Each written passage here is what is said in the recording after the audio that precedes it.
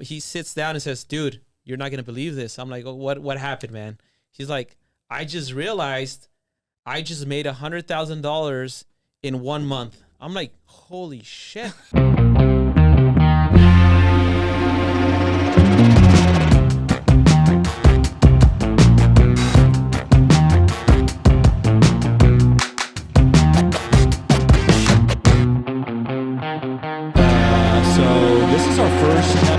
Of the Big D podcast, dude. And Honored. I couldn't be more fucking excited because we really thought it'd be cool to do a real estate podcast and kind of share some of the stuff we're learning. So the Big D stands for the big deal. Okay, it doesn't stand for what you guys were thinking out there. Okay, Thanks for clarifying. Get your mind right, dude. I was worried. I'm like, where did I bring us? Hey, we're putting it all on the table That's today. why you literally. brought me here, Ramon. I knew I was chosen for a reason. So, my guy knows what's up. You know, I should do a quick introduction. Fellas, this is the Wholesale Sharks. Why don't you guys tell a little bit about how you got in the business, where you're from? I know you guys have a really cool story as far like you guys used to be a band, right? Like a legit band from what I understand. Chavez told me some stories, dude. So this is Rodrigo. Rodrigo, my brother. I've been in real estate for 6 years, a traditional realtor. That's how I started. He got me into it. He's actually the one that got me into real estate, and I wasn't even. I got him into real estate. Like a guinea pig. You go try it out. He got me to quit my money. nice paying job, architect, right? And he's like, you should quit that. You don't like it. I'm like, cool. Sign up for a real estate course. I quit immediately. What were you doing when you told him to quit his job and go? I had a real job somewhere. You're like flying. I had a real job in England. Really? He was in flying. England, yeah. We used to have an office in Manchester. I used to be an employee of this company. What were you doing? Just go meet with businesses, you know, and talk about negotiating rates with visas and. Okay. Like George, have you seen that Up in the Air with George Clooney? I was just traveling every day. Travels on the plane every day forever, right? Damn. So he actives out. 2 years. The jet setter, dude. So I was a typical 9 to 5 where I used to complain on my break to him every day. I would call him, hey man, this job sucks. I hate it. He's like, why don't you just quit, man? I have a buddy that does real estate. Get your license. I'm like, what? So okay, I signed up immediately. You know, a year later, I was a real estate. And how'd that first year go for you as a real estate agent? I mean, it went pretty well. I mean, I was eager to not work that 9 to 5. Yeah. So in my mind, I said, look, if I can just survive off of just, you know, making one deal every 2 months, 3 months. I mean, I prefer this kind of life, the freedom, than being in a 9 to 5 where I'm making money. How many deals you closed in your first year? I think the first year I was at 15 deals, which as a brand new agent. Yeah, I was under some people that actually helped me out. Okay, that's good. So you're on a team. Some people, well, a lender. I thought lenders were real estate agents. So I would hang out with lenders all the time and I started learning about loans. Fucking love that. But it's funny how Ramon's like the reason I got into real estate, and then I came back. He put it over my head. He said, "Look, I'll join you once you start making about 100,000. I'm making more than you, so I can't leave my job." So I made 100,000 and came back to him and told, "Hey, quit. Let's get it, baby." He's like, "No, I just got a raise, man." I'm like, "Fuck, okay." So that's 150 now. Yeah. So eventually, like he came to real estate. I was like, about time. I was forced. He was into forced. Real estate. Okay. All 2 right. 2 years flying around. I was done. I was so depressed. Just the sight of a hotel, just walking in by myself. I would go into the airport. I would feel like crap. And after 2 years, I was starting to complain to the new guy. You know, hey, I'm not enjoying this life. Yeah. So the new guy was actually a mole that was inserted by the British company to see what the fuck I was doing. And so he was like, hey, this guy doesn't really enjoy this shit no more. I was pretty much let go that same day when I had that conversation with this guy. Damn. But what a blessing in disguise though, huh? Yeah, it was pretty weird and odd because I'd never been fired. And I didn't get fired for performance. I mean, this company's been trying to infiltrate America for the past 5 years. They couldn't. Yeah. I showed up. I signed up Victoria's Secret, Starbucks. And I'm talking worldwide, not like one Starbucks in the corner. Yeah, those are big brands. I signed up, you know, Gap, Jack in the Box. Jesus. eHarmony. I was in talks with Walmart at the end.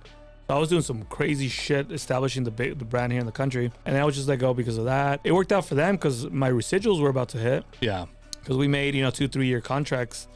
And they were about to start hitting, 5, 10, 15 grand a month residuals from work that I did when I first started. It was perfect time for me to complain, so they would let me go, and now they keep all that extra profit for the company. Of course. So it was sales. fine. You've always had a little bit of a background in sales. It sounds like to come in and grab some brands like that are like those are world renowned brands. Those aren't just like that's not mom and pop shops. Yeah, no, some executive VP, CEO, COO level conversations. But yeah, so experience. I mean, I worked for Wells Fargo for a while, Bank of America, Chase, Paychecks. What were you doing for those guys? Just like personal banking? Initially I started as a teller / banker. Okay. Then I moved into merchant services, more consulting, payroll stuff. And then just all the way up. Then a British company saw me on LinkedIn. I was trying to compete with one of my buddies. No shit. I didn't even know what LinkedIn was. He's showing off all his friends. Hey, look, I have so many connections on LinkedIn. Oh, you got LinkedIn? I got LinkedIn too. LinkedIn's for white people, dude. Right. So I'm like, what the? They were looking for like a white always guy. certain white people too, like granola, like crusty white people. They were looking for a white guy. Yeah. And I showed up and they're like, we found our white guy. And I'm the one that walks in. I'm like, I think these guys believe I'm white. You're like, what's up, vato? Yeah. I'm like, I'm white? Shit, okay. That's so good. So you tell him, hey, quit your job. He listens, which, hey, half of this business is you just got to be like coachable and listen, right? So you listen, bang, it worked. You get let go from your job is probably the way we'll phrase that. You leave England, come here. What's the next step? Well, I didn't directly come over here. I showed up back at my house and I was like freaking out for money. I'm like, what the f do I get money? Yeah. And I had a bulldog, English bulldog that I had just bought with my last check. And so I'm like, you gotta go. So I put his ass on Craigslist. Well, resale, dude. And I resold it. I got it. Was it a markup or how? Markup. I got it for $1,300 from a Mexican connection. Okay. Because we got to get a deal. Shout out. They brought him in. And so I'm like, I'm gonna put it on Craigslist for like $1,900. Maybe somebody will lowball me. Yeah. And make a couple $100. So I sold it within 10 minutes. So you really started flipping dogs. I'm like, how you really started. Shit, I just made $600. Okay. So I called the guy, hey, you still in town? Because I saw he showed up with a big ass cage with like 10 of these motherfuckers. So I called him up and I'm like, you have any more? Yeah, I got here. I'll bring you a couple. My cousin wants one. I wasn't telling him that I was flipping his dogs. My cousin wants one. Oh, my family. So 30 minutes later, sold. No shit. Again, like that. People just run to my house because I had $1,700 for one of those that are going for like $5,000 at the mall. I called him like 4 times. Hey, my aunt wants one. Hey, my cousin wants one. I was just grabbing them and reselling them. And then I told him, listen, bro, all right, let's cut the bullshit. On Sunday, how many more you have left? I could probably help you move these. Like, I got a lot of people that want them. Yeah. I have 4 left. Give them. Long story short, I did that for 2 years. No shit. I became the biggest English bulldog transaction person in the, I want to say the country. What year was that? It was like about 6 years. 4 years ago. 4 to 6 years ago. 4 or 6 years ago. Right before we got into wholesale. Like 2015? Yeah. Yep. I mean, I was selling to the Phoenix Suns players, the Cardinals, the cheerleaders, doctors, lawyers. My God, like celebrities and shit would come through. But then one time I ended up on the news. I don't know if you guys remember a guy getting chased down the park. Yeah, that was me. I was like, what happened? We took it to the park. I'm like, it has one vaccine. You don't take it to the park. Parvo, you keep baby. it inside. Long story short, because they were on me at cameras and shit. I'm like, dude, I'll give them their money back. Yeah. I won't even repo the fucking That's dog. fucked up. Keep the dog. Keep the money. Like, this is not what I'm about. You know, It's like, crazy. so I kept going. Next week, I landed on another channel. I was like, oh my God. They're hating on you, dude. So at that point, I'm like, dude, I needed something else. He's like, become a realtor. I'm like, I don't want to spend $300 to renew my license. I'll pay it for you. Well, the funny thing was, once he got fired and came back, I was telling him, hey, you're going to join real estate. I was like, fuck yeah, he's going to do it. We're going to do this thing. And then that weekend we sold all these dogs. He's like, oh, you know what, man? Hold off a little bit. I just made a shitload of money selling like 10 dogs. I make more than that. You're selling dogs now? Fuck. Okay, I got to wait for this guy to like quit that dream of selling dogs now. I was making more than when I was employed with the British people. And the funny thing, he was making more money than me selling dogs as a real estate Slanging agent. puppies, dude. So I was like, okay, so I got to grew wait. that shit. So I had to wait for this guy at least for those 2 years of him becoming the, you know, the dog Scarface of selling dogs and doing all that stuff. Dude. So welcome. Yeah, Yeah, so dude. I mean, I had the experiences of driving with him and getting the dog. So I was like, oh man, I got to do this with him. Yeah, it got crazy. We were like crossing the border with like 10 dogs in the back of the truck. No Like, shit. Yeah. So Immigration would look at us and look at the dogs and be like, I know what the fuck you're doing, but we got bigger issues on our They're hands. just So like- just fucking go They're and just like, go. don't come Get out of back here. and they'll do this fucking shit. I'm like, So that moment he said, hey, I got to do something else. The crazy part is that I had done my first wholesale deal, which I didn't even know was a wholesale deal.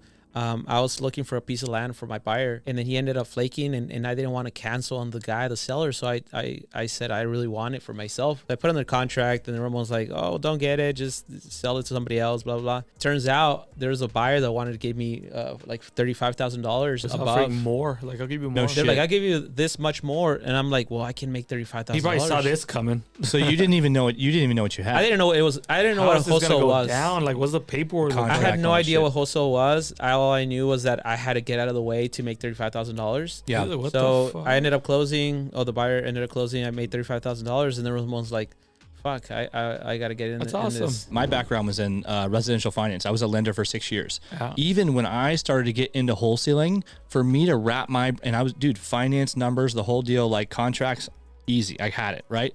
For me to even wrap my brain around wholesaling from the jump was actually a little bit difficult. So it's not surprising to me that, like, even as an agent, like, I know some people that are just like, wholesaling, like, what? Like, when you try it, like, when you guys are like sitting down in someone's living room, are you guys ever like, hey, we're actively talking about, we're gonna wholesale your property? Do you guys ever actually say that to people? We try not to use that word, because then it'll discourage a lot of people. It's like so people have a negative connotation with it. Oh yeah, like one of my team members yesterday was talking to a guy, a real estate agent. And he's like, "Hey, I saw you posted a property on one of my Facebook groups. That's awesome. Is it okay if I wholesale it?" Then the real estate agent got all fucking weird. Like, I'm like, dude, don't say that word. People, like, say, "Is it okay? I think I'm gonna have a buyer for it." Yeah. And then they're, use the words wholesale. It feels like, hey man, you're saying I could probably find you a buyer for this. I just need to put it under contract just for a few days, just to check and see if those guys want to like have a look at it. Like, are you cool with that? Like, it sounds so much better than, which is the same thing, but it sounds better than wholesale. The word wholesaler now is like you're saying the M word. You see what I did there? M word, Mexican. It'll catch on. We're gonna have like a little, like a Joe Rogan. I could get away with it because I'm Mexican. That's right, dude. There you go. Crazy part with that is that I was like, on my part, I was excited that went down. I'm like, cool. Now he's gonna join. He's gonna join his original idea. So you were the one that called the news? Is that what you're talking about? I called the news on me. You know what? It's like them it dogs, though. crossed my mind. I'm like, can I get this guy a little busted so he can join the real estate gang? Oh. But the funny thing is that he said, okay, I'm ready to become a real estate agent, whatever. Yeah. But he didn't want to pay the $300 to renew the But I ain't test. paying for that shit. That's all. Look, I'll just pay for it. And I knew he didn't want to take it anymore, but he just did it for me. Like, just okay, whatever. So he passed the class, and then I gave him his first buyer. Oh man, that was the worst thing ever. Like, I wasn't meant to open doors. he's not meant to open Didn't doors. go well. Huh? I opened 10 doors and I almost wanted to beat up the guy. Like, I wanted to fight him at the end. He's like, "Do you have any more?" Yeah. Do I have any more? There's no more. These are the 10. He told him that Pick exactly. He said, "I don't Just have like any that. more." Pick one. Like, this is it. He told There's no him. more houses. I was right in front of him because I'm showing him the ropes, and he's No. talking with the What's buyer. wrong Like, with you? no, Like, there aren't don't- anymore. You have to pick from these. What do you It's want? like, what's up? You don't like this? This isn't good enough for you? More? Yeah. Like, there, I- I showed you 10. I got in the middle and told him, "No, don't worry. We'll send you some other ones. We'll show you." And then Ramon got in the car and crazy? said, "This guy's fucking crazy. He wants more." I already showed him like 11. Pick one. Like, you go to the menu, you don't say, "Do you have another menu?" Well, hold on. Fucking Did pick for the it menu. work? Did he pick one? No. No, he didn't. I was gonna say that's maybe a strategy, dude. There's agents that show people houses for years, Fuck that. literally years. Nah, it Ramon wasn't me. I wasn't meant for that. He's like, "Well, you know what? Maybe I'm a listings guy. I Maybe can I'm find a the listing listings." guy. He All found right. a listing. What happened with that? I got a listing and then got under contract. I'm like, this is fucking easy. I just pick up the phone for show. What do you want? Let's go. Yeah. And then the old fucker canceled on me. And I was like, so then I cussed him out. Like the first transit. So I think I still have the text. I got to look for it. "You lazy motherfucker. I told you we could fix whatever you want. These guys are Mexican. Whatever the hell. 100%. So it was just during the inspection period. They During the just inspection. canceled. They didn't even send you I'm a like, vendor. "You lazy So I cussed him out and then I blocked him so he wouldn't retaliate. Hell yeah, dude. And like, I didn't want him to throw my shit back on me. From an agent perspective, if you're doing like traditional buy side, it's a very emotional process, right? Like from a lender perspective, I knew people used to scream at me all the time. Like, Yeah, hey, it's emotional. it's a quarter point. We're talking about $20 a month. You're Yeah. screaming at me. Yeah. And from the buyers and sellers, same thing. It's their house, it's their home, it's emotional. The investment side, dude, no, like there's some emotion. Some people get pissed, whatever, egos maybe, but it's all numbers. Numbers. Right, so it's so much better. So I can already see that why wholesaling probably worked out for you better than traditional real estate. Well, this is what happened. So I learned that I sucked at seller side and buyer side. So I'm Yeah. like, so I'm not meant for real estate. Like, what's next? And then he was doing his whole deal where he wholesaled that piece of land. Yeah, So I was like, okay, well, what do I do? And who do I call that might want some shit like that? Chaba, our friend Chaba. really. He's the first deal that we did. No shit, dude. We got him a house in Chandler somewhere, and like, hey, dude, I'll get you this one. And so we ended up making 5 up front, and I was so happy. But then it was such a shit deal that I think he lost like a couple $1,000 on the deal. So I reimbursed the thousands. Here you go, bro. And I gave him like an extra couple $100 for. I'm like, you're not gonna lose on this because I got you. So I pretty much just gave back the same money He that I gave made up front. out of his pocket what he made up front. So you know what's interesting? I wrote him a check like the $3,000. juxtaposition between, hey, asshole, I just showed you 10 houses, I'm not helping you anymore, and hey, I just sold you this house, oh, you lost money, I'm going to take money out of my own personal pocket, out of my family's bank account, and I'm going to give it back to you. So, I mean, obviously, so you guys knew Chava, He's our right? homie. We used to play for him. Like on his wife's birthday, we used to go and play the birthday song, and we played at his parties. He rented me my first house. He rented it for like $650. And I was like, yeah, I could afford that. You know, as a musician, that's great. Yeah. So he got me my first rental property like that for me to live in. That's dope. So that's how we were like kind of always involved in things. Yeah. Well, I mean, the crazy part is that you know the story where he gave the lady the dog and the money back. So yeah, I think he does that all the time. I do it all. He's the one of those time. people that if he feels that that integrity, he should do things right. One of our core values on the wall. He will always make somebody else whole. And I think that's why we've gotten so much business, because they know that we'll also try and protect that other person. We'll be the ones that'll take the loss. Like Rodrigo made that $35K on his land. We got a flip. That thing sat on the market for like 6 months. So we were almost dead even, and there was no more money. But we've already lost all our money. And then the guys that we partner up with, they wanted their money back. Their 8. The other guy wanted their 10. But if we would have made profit, they would have wanted the profit split, but once we lost, they didn't want to share in the loss split. Hey, which is not how that works, by the way. Yeah. So, but I said, you know what? Give it to him. Give it back to him. We just took a loss on ourselves, but other than that, we learned. But we said, one day, this is not going to happen. We're not going to lose because we don't know what the hell we're doing or trying. And then the day came where we made a couple $100,000 fucking dollars on a flip. And guess what? You know, like, hey, I guess we learned. Yeah. You know, but if those people would have stuck with us, through thick and thin, they'd be sharing in all this motherfucker, dude. We've done millions of fucking dollars in this business after that point because we stuck with it, and whoever stuck with us, they're all good right now, you know? So let's chat about that. So let's get to the big D, dude. In my mind, the biggest deal you ever did doesn't necessarily always mean monetarily, right? Like for some people, it would be like, hey, this changed my paradigm to like even just make me believe this is possible, right? To believe it's possible to make money. Mm-hmm. Hey, this one... You know, maybe we changed somebody else's life, or hey, this one, you know, whatever. It could have been just a fat check. Like nothing wrong with some fat checks, dude. I'm all in on that shit. So, what do you think was like the biggest deal that for you guys was like a game changer in your business or your mind or your bank account? It's not necessarily a big one because big ones don't really do anything for you. I mean, big ones, it helps your company move forward. It doesn't teach you anything, but it doesn't like change your life. Yeah, right. Your life changed because of one check.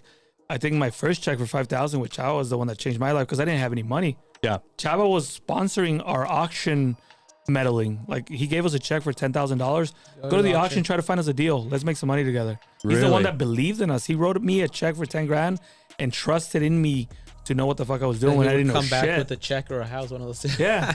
So, he still goes to the auction, by the way. They went and bought 2 trucks in Washington like a month ago. Yeah. Oh, the house auction down at the court, that's the one that we're going, trying to get houses at the auction at the courthouse. Yeah. And so he's the one that first trusted in us when nobody would. Like, who the hell gave you a check for 10 grand?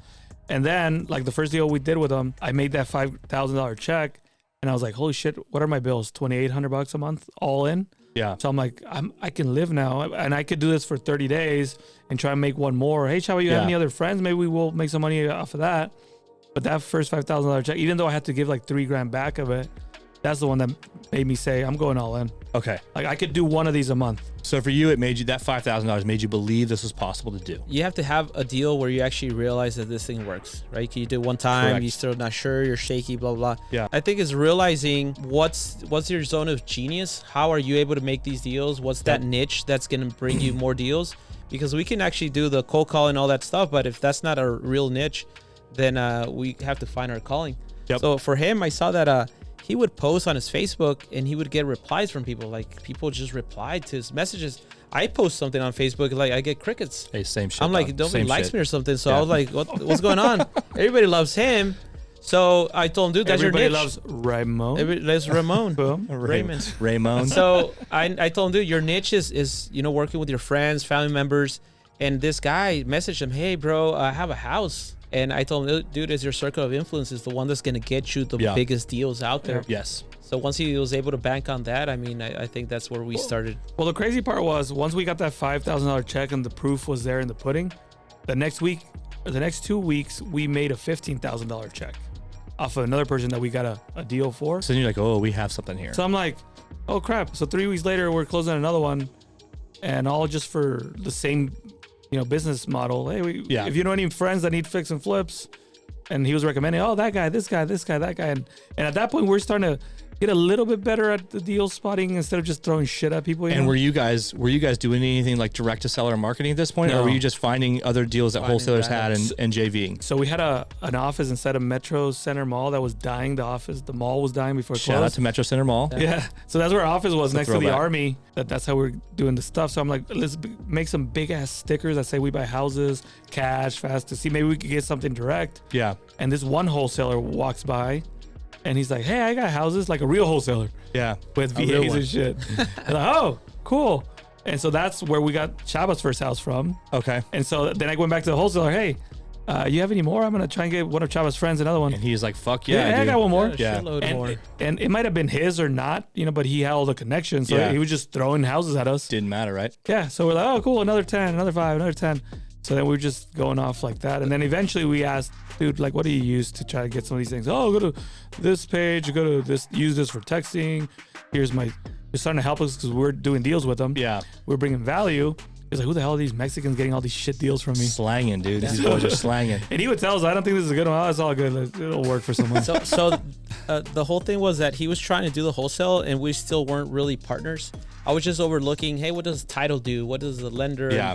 I was just looking over his numbers all the time, trying to make sure he He was doing his real estate thing. I was doing my real estate thing. I wasn't struggling. He was struggling. Like, I had money. He didn't have money. So Yeah.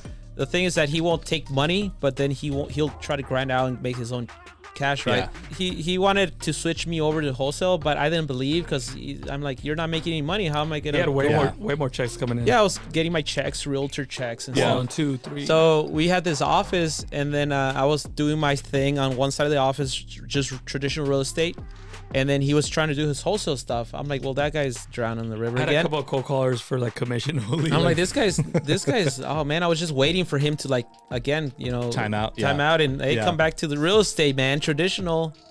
So this is what happened. I don't know. I see him running around like the first week. I'm like, this guy's up to no good again. Fuck. Okay. And the next week he's like calling title and hey, where's that check? He's like going crazy on the phones. And And you're like, what the fuck's going I'm on like, over what the there? hell's going on in that other side of the room? So I don't pay attention to it. I got 3 listings closing. I'm a baller, right? Yeah. So I don't know where he comes in my room, in my office, knocks in, and he's like, you got to come here right now. Drop what you're Still remember doing. the day. You got to cancel your license right now. Fuck You're all never that. going to become a realtor ever again after you see what the fuck's going on. I'm like, this guy again. Oh, okay, cool. I'm going. You're talking shit, dude. Yeah, he's like, okay, I'm going to go to running the his office. numbers on the board. He has like the most amazing looking office, like he's successful or something. I'm like, dude, you're okay, cool. I didn't have anything in my office. I'm like, I'm making more than you, and you have like a huge painting of yourself in the back. I'm like, you're going under, man. So he sits down and says, dude, you're not gonna believe this. I'm like, oh, what happened, man? He's like, I just realized I just made $100,000 in 1 month. I'm like, holy shit. We're like, And How far in was this? It was about a year in. it was a year in doing wholesale. That's a year fucking in. still good. So I'm like, what the hell? What do you mean you made $100,000? Like, Yeah. I make $100,000 in a year being a realtor. He got a pin. From Yeah, I got a HomeSmart. pin Oh, for yeah, that. dude. 100,000. I got a pin producer. for being top producer, a producer. I'm pin. like, how do you make 100 Yeah. in 1 month? He's like, I don't know how I did it, but look at my Excel sheet, and then we're All the going shit over that the was gonna deals. close. Like, I sold this one to this guy, I sold that one, and they're all closing in the same week. Yeah. And so the crazy part, like, I'm like, oh man, the if this is fuck? real, I told him, I guess I gotta quit traditional real estate. Shit. Because that's what we had going on. If you can make your shit work, now prove it to me. I'm gonna quit my traditional side. I mean, a good agent, like if you're like a really decent producing agent, you have a team, like you could like 300 grand is like a great for an agent, which, nothing to shake. It's amazing. Like, it's It's fucking amazing. great money. Oh, absolutely. There are people that would fucking give their left testicle to fucking make 300 grand a year. So he made 100,000, and in my mind, I'm like, okay, shit, I have to brainwash myself to not think like a realtor anymore. Fuck. Okay, so because that's what happens. A lot of Yeah. people keep that mentality. Fiduciary. Yeah. So Yeah. I'm like, okay, so the first, I think I was struggling first 6 months, 7 months to not believe I'm a realtor and start thinking like a wholesaler. Yep.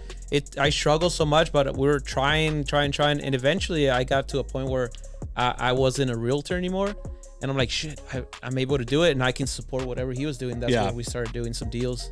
So you would sit down in living rooms instead of leading with agency, instead of leading with, hey, I'm an agent, I can list your house. It's, hey, we could buy this thing cash. Like technically, yes, we could list it. Here's how much you could make.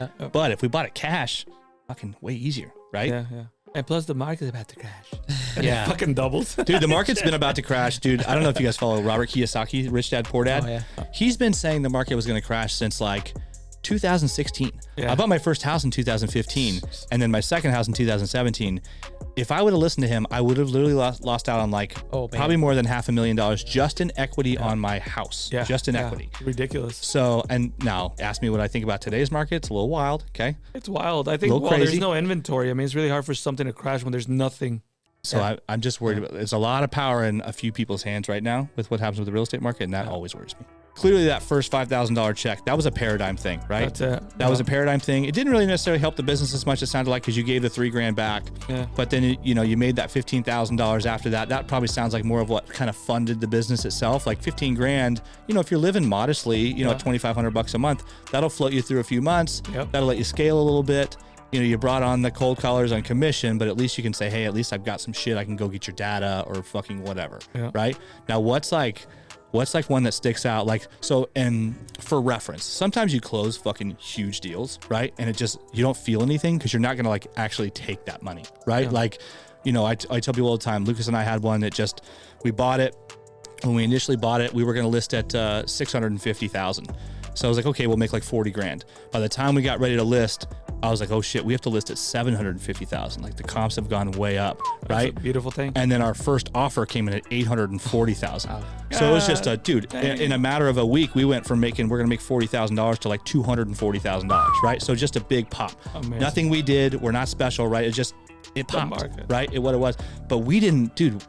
I don't even think, even after that close, I still don't think we really paid ourselves. We just, I tell people this, I'm very open. We pay ourselves a flat $10,000 a month. We're very modest. We do that and we just roll our shit, dude. So like after we closed it, all we did was go buy more deals. So people are like, holy shit, you made $250,000. But I'm like, that $250,000 did not change my life at all. I didn't even feel it. Like to me, it was like, it was there 1 minute and then we fucking spent it on houses. Gone. So what was the big deal that you can remember that was like the fattest check? Like those are the ones that like, dude, it's cool to see. I like it, right? Some people put it on the gram, some people won't, depending on your how you feel about it. What's like the fattest check you guys think you've ever received? We never hit 100,000 deals. We might hit like, let's say, accumulation of 20, 10, 10, 10. It will accumulate to 100,000. Yeah. But I think the first one was the surprise one, which was like 80, right? And that last one, which was in flip or wholesale? I was gonna say either one.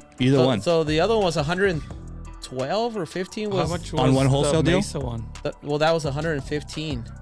So just knowing that we've hit $100,000 deals now. So they're like 100. I mean, that's insane though. I mean, those are needle movers, right? Yeah, those hundreds are really what help your business grab itself and push forward. The other stuff is just like the 10s, 20s. That just helps keeps the business going. Feeds the machine. It feeds it going. Yeah. But these hundreds are the ones that really make you move forward. I think for me, the biggest shock that I've ever had personally is like my house. I bought my house for 1.4, appraised at 1.5. So I was like, fuck yeah. And then, like a little bit over a year later, now they're going for like 2.5, 2.8. Yeah. So I'm like, I have like $1 million in my house. Like all of a sudden, which is wild, which is insane. Yeah. So it's like the same with the market, right? You get a house for 300. All of a sudden, if you waited 12 months, now that thing's probably like 400, 450. So if you get a house for $1 million, same thing's gonna happen, but it's gonna get quantified at that level. So now that thing's probably like $2 million. Yeah. By the same, principles. But I upgraded the shit out of mine. Like I put a movie theater, golf course. Yeah, that place is dope. I've seen it on your Instagram. It's fucking. Like we did a lot of good stuff to it. So now I'm like, okay, well now I'm sitting like a little bit more than $1 million extra in my house, which the Mexican side of me is like, take it out right now. But then also the Mexican side of me is like, where the fuck are you gonna move to? Yeah, well, yeah, you sell high, you buy high, right? So there's that. If it fits your family's needs. So what I tell people, because people ask me all the time from my lending background, like, what should I do? Should I sell? You wouldn't believe how many people I've met. They're like, I'm selling and I'm moving into a fucking RV. I'm like, good luck. Like, I don't know. Like, let's say it does turn. I have no idea when it's gonna happen. You could be there for a few years, and I'm not trying to do that shit. Yeah. So what I'll tell people is like, go get a line of equity on your house, right? Because you don't even have to use it. Like, if you had, dude, there's companies that, I don't know what the max loan amount they'll do is, but there's companies that'll write you know, a $300,000 or $400,000 in equity line on that house, and you don't have to use it. It's just sitting there in case you ever needed it or wanted it, or you wanted to like whatever. Like that's the shit I would do, right? I would just have the option. I don't necessarily use it. And dude, if there's ever like a, you know, Airbnb you want to buy up north, or fucking you want to buy a place in Mexico or whatever, like take that shit, use the cash. But there's so many things, but that's the cool part about real estate though. Like so many options. Versus people that have money sitting forever. You know, like the older generation have 100 in the bank, 200 in the bank. Yeah. And it's been 100, 200 forever. And meanwhile, the newer generation bought a house with 10% down because they had to, and all of a sudden their equity went up 100, 150. Yep. And now people can't buy that same house anymore. And it's like just the power of being in real estate. They're talking about now 40-year mortgages, possibly, which isn't crazy to me. I mean, it's probably going to happen if things just keep going up. So yeah, it's ridiculous. People can't afford what they could afford before. I had people asking me 2 years ago, "Do you think it's going to crash?" Blah, blah. I'm like, dude, like the question is, are you going to live there? Do you want to live there? Can you afford the payment even if whatever happens? Then get it. And all of a sudden their houses worth like $200K more now. They come back and like, thank you so much. Yeah, I tell people all the time, I'm like, can you afford the payment? Well, here's the thing: is people are always like, I'm going to buy this house and I'm going to move my family into it. Like, what? Like, do you think it's going to crash by next year? I'm like, what the fuck do you care? I go, you're planning on selling next year? No, I'm going to live here for like 5 years. Well, I'm like, you shouldn't care. Well, cool. Well, hey, I appreciate you guys coming on the pod, man. We're super excited to have you guys as our first guests. I'm gonna like work on like the intro and all that shit later. Again, I want to thank you guys for coming on the inaugural episode of the Big D podcast. Flattered. Dude, we're pumped up. We're excited to have you guys. As an Asian, to be invited to the Big D is like an oxymoron, but thank you. Yeah, dude. Yeah, I'm not Asian. My side of an That's hilarious. There must be a percentage in there. All right. Well, hey, Big D podcast. We're out. Woo.